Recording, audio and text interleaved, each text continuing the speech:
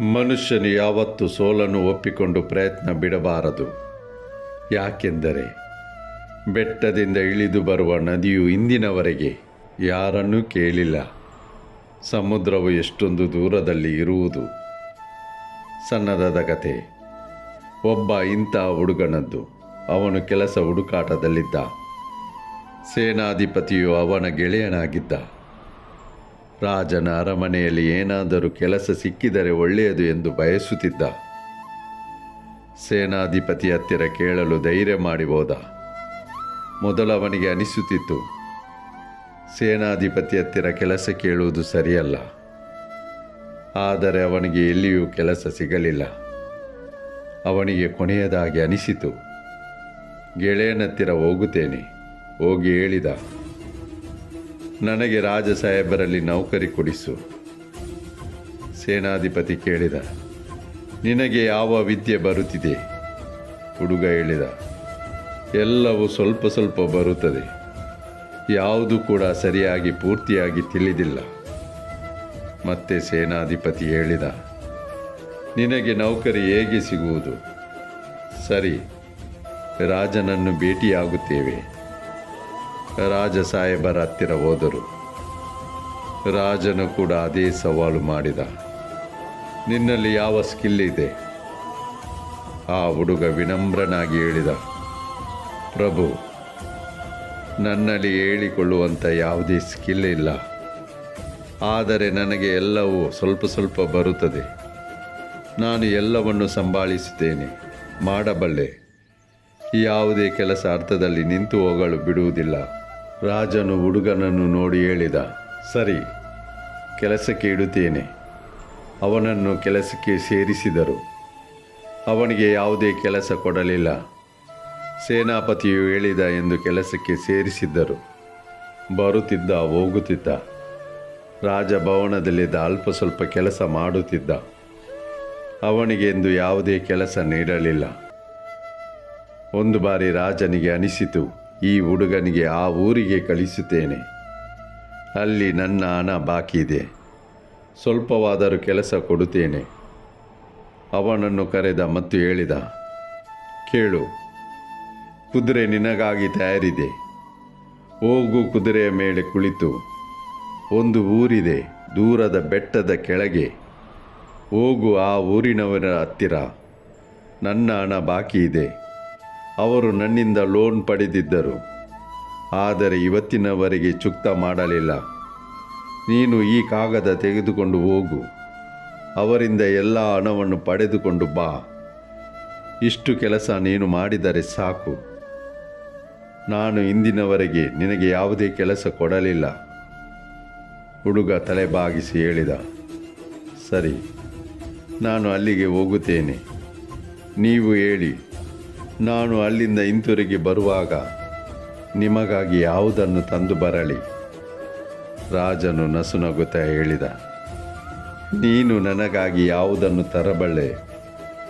ಈ ನನ್ನ ರಾಜಭವನವನ್ನು ಒಂದು ಸಲ ಸುತ್ತಾಡಿಕೊಂಡು ಬಾ. ನಿನಗೆ ಅನಿಸುತ್ತಿದೆ ಯಾವ ವಸ್ತು ರಾಜಭವನದಲ್ಲಿ ಇಲ್ಲ, ಆ ವಸ್ತುವನ್ನು ನನಗಾಗಿ ತಾ. ರಾಜ ನಗಳಾರಂಭಿಸಿ. ಹುಡುಗನ ಮನಸ್ಸಿನಲ್ಲಿ ಈ ಮಾತು ಪಿಟ್ಟಾಯಿತು. ಯಾವ ವಸ್ತು ರಾಜಭವನದಲ್ಲಿ ಇಲ್ಲ, ಆ ವಸ್ತುವನ್ನು ತಂದು ಬರಬೇಕು. ಕುದುರೆಯ ಮೇಲೆ ಸವಾರಿ ಮಾಡಿ ಹೊರಟು ಹೋದ. ಬೆಟ್ಟದ ಕಡೆಗೆ ಕೆಳಗೆ ಇಳಿದ. ಅಲ್ಲಿದ್ದ ಊರಿಗೆ ತಲುಪಿದ. ಊರಿನವರನ್ನು ಲೈನ್ನಲ್ಲಿ ನಿಲ್ಲಿಸಿದ ಮತ್ತು ಹೇಳಿದ, ನೋಡಿ, ರಾಜ ಸಾಹೇಬರು ನನ್ನನ್ನು ಕಳುಹಿಸಿದ್ದಾರೆ. ನೀವು ಬಾಕಿ ಇದ್ದ ಹಣವನ್ನು ಪಾವತಿಸುವ ಸಮಯ ಬಂದಿದೆ. ಆ ಕಾಗದವನ್ನು ಓದಲಾರಂಭಿಸಿದ. ಇವನು ಇಷ್ಟು ಬಾಕಿ ಇದೆ, ಅವನು ಅಷ್ಟು ಬಾಕಿ ಇದೆ. ಆ ಊರಿನವರು ಮೌನವಾಗಿ ನಿಂತಿದ್ದರು. ಅವರೆಲ್ಲರ ಕಣ್ಣುಗಳು ಒದ್ದೆಯಾಗಿದ್ದವು. ಅವರ ಹತ್ತಿರ ಹಣವಿರಲಿಲ್ಲ, ತಿನ್ನಲು ಏನೂ ಇರಲಿಲ್ಲ. ಅವರು ಎಲ್ಲಿಂದ ಹಣವನ್ನು ತಂದು ಚುಕ್ತ ಮಾಡುವರು? ಈ ವರ್ಷ ಬೆಳೆ ಕೂಡ ಒಳ್ಳೆಯದಾಗಿ ಆಗಿರಲಿಲ್ಲ. ಅವರಿಗೆ ಯಾವುದೂ ಅರ್ಥವಾಗುತ್ತಿರಲಿಲ್ಲ. ಹಣ ಹೇಗೆ ಹಿಂತಿರುಗಿಸುವುದು? ಕಣ್ಣುಗಳಿಂದ ಕಣ್ಣೀರು ಕೆಳಗೆ ಬೀಳಲಾರಂಭಿಸಿತು. ಮುಖ ಕೆಳಗೆ ಮಾಡಿ ನಿಂತಿದ್ದರು. ಆ ಹುಡುಗ ಎಲ್ಲರನ್ನೂ ಸರಿಯಾಗಿ ನೋಡಿದ. ತಿಳಿದುಕೊಂಡ, ಊರಿನವರ ಹತ್ತಿರ ರಾಜನ ಹಣವನ್ನು ವಾಪಸ್ ಮಾಡಲು ಹಣ ಇಲ್ಲ. ಸಂಜೆಯ ಹೊತ್ತು ಮರದ ತುಂಡುಗಳು ಉರಿಯುತ್ತಿತ್ತು. ಚಳಿಯ ಕಾಲವಾಗಿತ್ತು. ಆ ಹುಡುಗ ಹೇಳಿದ, ಕೇಳಿ ನೀವೆಲ್ಲರೂ, ನಿಮ್ಮ ಸಾಲವನ್ನು ಮರೆತು ಬಿಡಿ. ನೀವು ರಾಜನಿಗೆ ಹಣವನ್ನು ಕೊಡುವುದೇ ಬೇಡ. ಅವನು ಹಾಗೆ ಹೇಳಿದ ಕೂಡಲೇ ಊರಿನವರು ಶಾಕ್ ಆದರು. ಏನು ಹೇಳುತ್ತಿದ್ದೀರಿ? ನಮ್ಮ ಸಾಲದ ಹಣವನ್ನು ಕೊಡುವುದು ಬೇಡ, ಸಾಲದಿಂದ ಮುಕ್ತನಾಗಿ ಮಾಡಿದರು. ಆದರೆ ಅವರ ಮನಸ್ಸಿನಲ್ಲಿ ಯೋಚನೆ ಬಂತು, ಕರಾರು ಪತ್ರ ನಮ್ಮಲ್ಲಿಲ್ಲ. ಆ ಕಾಗದದಲ್ಲಿ ನಮ್ಮ ಬೆರಳಿನ ಗುರುತು ಹಾಕಲ್ಪಟ್ಟಿದೆ. ರಾಜ ಮತ್ತೆ ಆ ಕಾಗದವನ್ನು ಬೇರೆಯವರ ಹತ್ತಿರ ಕೊಟ್ಟು ಅವರನ್ನು ಕಳುಹಿಸಬಹುದು. ಅವನು ನಮ್ಮಿಂದ ಹಣ ವಸೂಲಿ ಮಾಡುವನು. ಇದೆಲ್ಲವೂ ಅವರ ಮನಸ್ಸಿನಲ್ಲಿ ನಡೆಯುತ್ತಿತ್ತು. ಅವರಲ್ಲಿ ನಡೆಯುತ್ತಿರುವ ಗೊಂದಲವನ್ನು ಅರಿತ ಹುಡುಗ ಆ ಕಾಗದವನ್ನು ಎತ್ತಿಕೊಂಡು ಹೋಗಿ ಬೆಂಕಿಯಲ್ಲಿ ಹಾಕಿದ. ಆ ಕಾಗದವೆಲ್ಲವೂ ಉರಿದು ಹೋಯಿತು. ಅದರ ಮೇಲೆ ಊರಿನವರ ಬೆರಳಚ್ಚಿನ ಗುರುತು ಇತ್ತು. ಅದರಿಂದ ತಿಳಿಯುತ್ತಿತ್ತು ಯಾರು ಸಾಲ ಪಡೆದಿದ್ದರು. ಈಗ ಊರಿನವರ ಮುಖ ಖುಷಿಯಲ್ಲಿ ಅರಳಿತು. ಅವರು ಸಂತೋಷದಿಂದ ನಲಿದಾಡುತ್ತಿದ್ದರು. ಎಂಥ ಶುಭಗಳಿಗೆ! ನಿಜವಾಗಿಯೂ ನಮ್ಮ ಸಾಲವನ್ನು ಮನ್ನಾ ಮಾಡಿದರು. ರಾಜ ಸಾಹೇಬರಿಗೆ ಹೇಳಿ, ನಾವು ಅವರಿಗಾಗಿ ಪ್ರಾರ್ಥನೆಯನ್ನು ಮಾಡುತ್ತೇವೆ. ತುಂಬ ಆಶೀರ್ವಾದವನ್ನು ಕಳುಹಿಸಿದ್ದೇವೆ. ತುಂಬ ಪ್ರೀತಿಯನ್ನು ಕಳುಹಿಸಿದ್ದೇವೆ. ಆ ಹುಡುಗ ಅಲ್ಲಿಂದ ಪ್ರಯಾಣ ಮುಂದುವರಿಸಿದ. ಅರಮನೆ ತಲುಪಿದ. ರಾಜನತ್ತಿರ ವಿನಮ್ರವಾಗಿ ಹೇಳಿದ, ಪ್ರಭು, ಊರಿನವರು ನಿಮ್ಮ ಲೋನ್ ಚುಕ್ತ ಮಾಡಲಾರರು. ಅವರ ಹತ್ತಿರ ಹಣ ಇಲ್ಲ. ರಾಜನು ಆಶ್ಚರ್ಯಗೊಂಡ ಹೇಳಿದ, ಹುಚ್ಚನಾಗಿದ್ದೀಯಾ? ಏನು ಮಾತನಾಡುತ್ತಿದ್ದೀ? ಹಣವನ್ನು ಪಡೆದು ಬರಲಿಲ್ಲವೇ? ಹುಡುಗ ಹೆದರಿದ. ಸಣ್ಣದಾದ ಸ್ವರದಲ್ಲಿ ಹೇಳಿದ, ಪ್ರಭು, ನೀವು ಹೇಳಿದ್ದೀರಿ, ರಾಜಭವನದಲ್ಲಿ ಯಾವ ವಸ್ತು ಇಲ್ಲ, ಅದನ್ನು ತಂದು ಬಾ. ನಾನು ಅದನ್ನು ತಂದು ಬಂದಿದ್ದೇನೆ, ಆ ಹಣದ ಬದಲಿಗೆ. ರಾಜನು ಕುತೂಹಲದಿಂದ ಕೇಳಿದ, ಯಾವುದೂ ಇಲ್ಲ?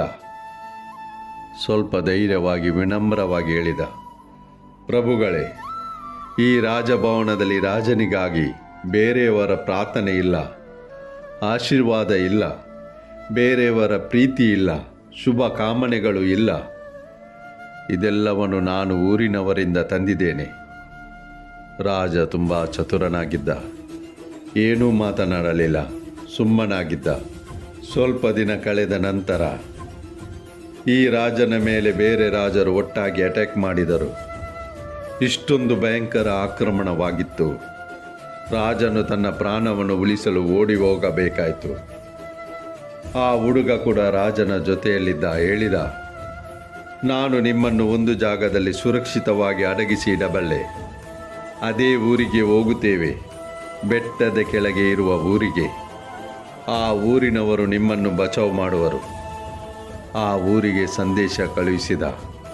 ರಾಜ ಮತ್ತು ಅವನ ಪರಿವಾರದವರನ್ನು ಸಂಗಡ ಕರೆದುಕೊಂಡು ತಲುಪಿದ. ಊರಿನವರು ಸ್ವಾಗತ ಮಾಡಿದರು. ರಾಜ ಸಾಹೇಬರನ್ನು ಅಲ್ಲಿಯೇ ಜೋಪಾನವಾಗಿ ರಕ್ಷಣೆ ಮಾಡಿದರು. ರಾಜನು ಮತ್ತೆ ಶಕ್ತಿವಂತನಾದ. ಊರಿನವರ ಸಹಾಯದಿಂದ ಸೈನ್ಯವನ್ನು ಕಟ್ಟಿದ. ಮತ್ತೆ ಯುದ್ಧ ಮಾಡಿದ. ಆತ್ಮವಿಶ್ವಾಸದಿಂದ ಗೆಲುವು ತನ್ನದಾಗಿಸಿದ.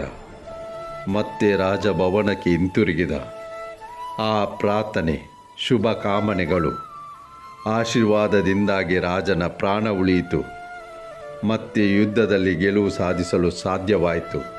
ಕತೆ ತುಂಬ ಸಣ್ಣದು, ತುಂಬ ದೊಡ್ಡ ಪಾಠವನ್ನು ಕಲಿಸುತ್ತಿದೆ. ನಾವು ಒಳ್ಳೆಯ ಕೆಲಸ ಮಾಡಿದರೆ ನಮಗೆ ಎಲ್ಲವೂ ಒಳ್ಳೆಯದು ಆಗುವುದು. ಸ್ವಲ್ಪ ಸಮಯ ಕಾಯಬೇಕು ಅಷ್ಟೇ. ಎಲ್ಲವೂ ನಮ್ಮ ಫೇವರ್ ಆಗುವುದು. ನಿಮ್ಮಲ್ಲಿ ನಾನು ಇಷ್ಟೇ ಹೇಳಲು ಬಯಸುತ್ತೇನೆ. ಬೇರೆಯವರ ಪ್ರಾರ್ಥನೆಯನ್ನು ಗಳಿಸುತ್ತಾ ಹೋಗೋಣ. ಪ್ರೀತಿಯನ್ನು ಪಡೆಯುತ್ತಾ ಹೋಗೋಣ. ಆಶೀರ್ವಾದವನ್ನು ಸಂಪಾದಿಸುತ್ತಾ ಹೋಗೋಣ. ಯಾಕೆಂದರೆ ಆಶೀರ್ವಾದದಲ್ಲಿ ತುಂಬ ಶಕ್ತಿ ಇದೆ. ಬ್ಲೆಸ್ಸಿಂಗ್ನಲ್ಲಿ ತುಂಬ ತಾಕತ್ತು ಇದೆ. ನಾವು ಹೇಳುತ್ತೇವೆ ಚಮತ್ಕಾರ ಆಯಿತು. ಆ ಚಮತ್ಕಾರವು ಇದೇ ಆಶೀರ್ವಾದದಿಂದ, ಒಳ್ಳೆಯ ಕೆಲಸದಿಂದ, ನಮ್ಮವರ ಪ್ರೀತಿಯಿಂದ. ಎಲ್ಲರ ಪ್ರಾರ್ಥನೆಯಿಂದ ಆಗುತ್ತಿದೆ. ಸ್ನೇಹಿತರೆ, ಭಕ್ತಿ ಶಕ್ತಿಯ ಜೊತೆ ಮೇಲೆ ಇರುವವನ ಆಶೀರ್ವಾದದಿಂದ ನಿಮ್ಮ ಆತ್ಮವಿಶ್ವಾಸದಿಂದ ಪ್ರಯತ್ನಿಸಿ ಗೆಲುವು ಪಡೆಯುವ ಮನಸ್ಸಿದ್ದರೆ ನಮ್ಮ ಚಾನೆಲ್ ಸಬ್ಸ್ಕ್ರೈಬ್ ಮಾಡಿ. ಸಮಯ ಇದ್ದಾಗ ಒಂದು ಸ್ವಲ್ಪ ಸಮಯ ಈ ಚಾನೆಲ್ನಲ್ಲಿ ಬರುವ ಮೋಟಿವೇಶನ್ ವಿಡಿಯೋ ನೋಡಿ ಜೀವನ ಬದಲಾಯಿಸಿ. ಈ ವಿಡಿಯೋ ಲೈಕ್ ಮಾಡಿ, ನಿಮ್ಮ ಪ್ರೀತಿ ಪಾತ್ರದವರಿಗೆ ಶೇರ್ ಮಾಡಿ. ನಿಮ್ಮ ಬೆಂಬಲವೇ ನಮ್ಮ ಶಕ್ತಿ.